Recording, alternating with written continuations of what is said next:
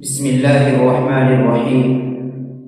الحمد لله رب العالمين، والصلاة والسلام على سيد الأنبياء والمرسلين وعلى آله وصحبه أجمعين، أما بعد. قربانی جن جانوروں کی جاتی ہے ان کی عمر کیا ہوتی ہے؟ قربانی کی جانور کی عمر، آپ کس جانور سے قربانی دے رہے ہیں؟ بکری سے قربانی دے رہے ہیں تو اس کی عمر 1 سال مکمل ہونی چاہیے.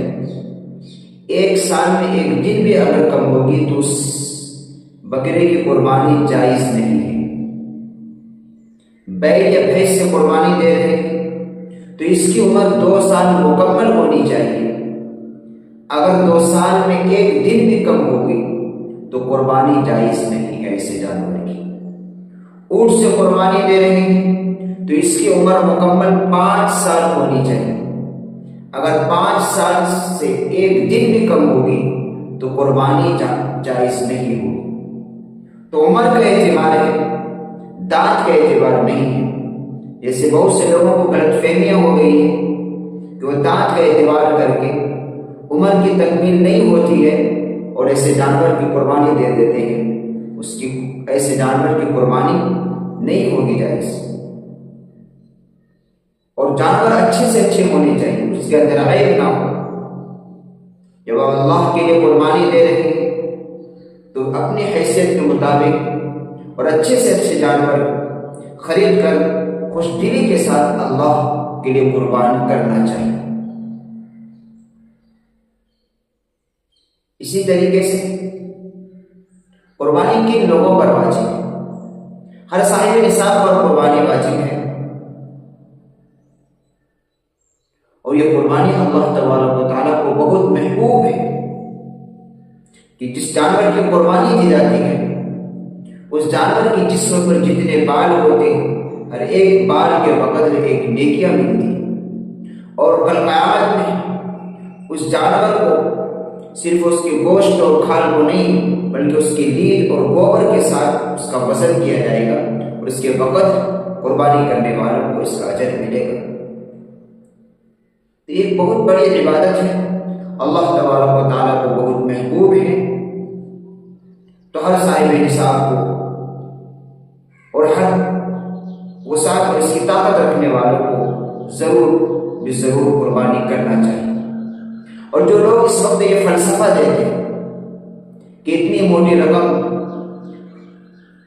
خرچ کر کے جانور کو تکلیف دینا یہ کوئی عقل کی بات نہیں ہے، لوگوں کی باتوں پر دھیان نہیں دینا چاہیے بلکہ ان کو ایک غلط فہمی ہو گئی ہے اور ان کی صحیح تربیت نہیں ہوئی اور انہوں نے شریعت اور اسلام کو نہیں سمجھا.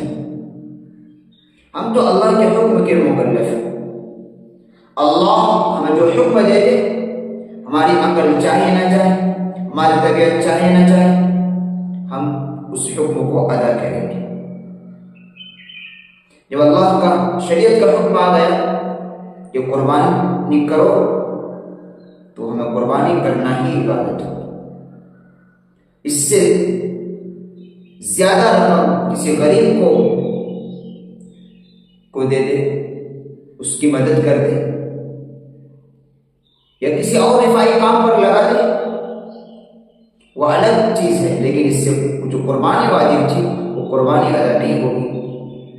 تو ہر صاحب نصاب کو جو 3 دن متعین ہے 10، 11، 12 انہیں میں قربانی دینی ہے. اور اس دن قربانی سے زیادہ محبوب اللہ کے نزدیک کوئی عمل نہیں، یہ بھی یاد رکھیے. اس دن یعنی 10 ذی الحجہ، 11 اور 12 ان دنوں کے اندر قربانی سے زیادہ محبوب عمل اللہ کے نزدیک کوئی نہیں. تو یہ جو فلسفہ دے دیں گے کہ اتنی موٹی رقم لاکھوں ہزاروں روپے خرچ کر کے جانور کو تکلیف دے رہے ہیں، اس سے بہتر ہے کسی غریب کو کہ بیٹی کی شادی کرا دو، کوئی رفائی کام کرا دو، کوئی نل بنوا دو، کوئی کنواں کھلوا دو، جس سے لوگوں کو فائدہ ہوتا رہے گا.